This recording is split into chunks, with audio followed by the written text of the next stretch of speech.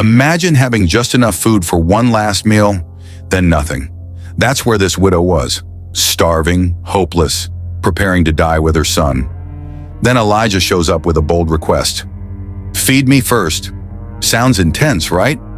But what happens next is a miracle that changed everything. Her jar never ran dry, her oil never ran out. And just when things seemed good, tragedy struck again. But God moved. This is a story of faith, obedience, and God's power in impossible situations.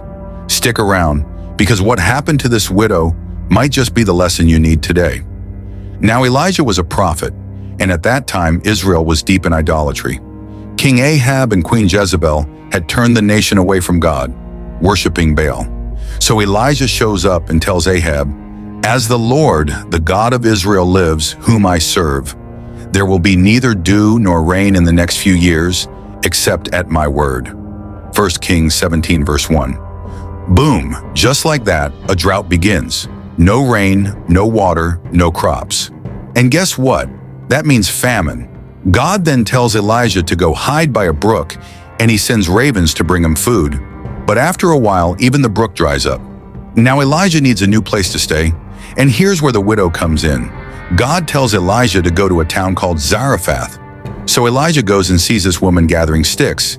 He asks her for some water and bread, but the woman says, "As surely as the Lord your God lives, I don't have any bread, only a handful of flour in a jar and a little olive oil in a jug." 1 Kings 17 verse 12.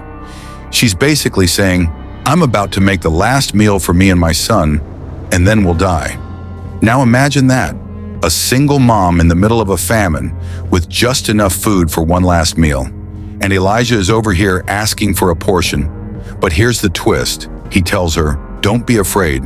Just make some for me first and then for you and your son, because God says your flour and oil won't run out until the drought ends." That's another levels of faith, but she obeys. She makes the bread for Elijah first, and just like God promised, her flour and oil never run out.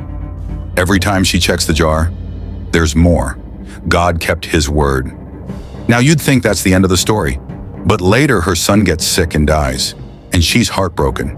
She even blames Elijah, but Elijah takes the boy, prays over him, and stretches himself over him 3 times, and God brings him back to life. The widow then says, "Now I know you're a man of God." That moment wasn't just about food, it was about faith. It was about trusting God when everything looks impossible. So what's the takeaway? Sometimes God asks us to trust him when it doesn't make sense. Sometimes provision comes from unexpected places, and sometimes faith grows when we see God move in ways we never expected. That's the story of Elijah and the widow, a story of obedience, miracles, and God always coming through. What do you think? Let me know in the comments. And if this blessed you, don't forget to like and share.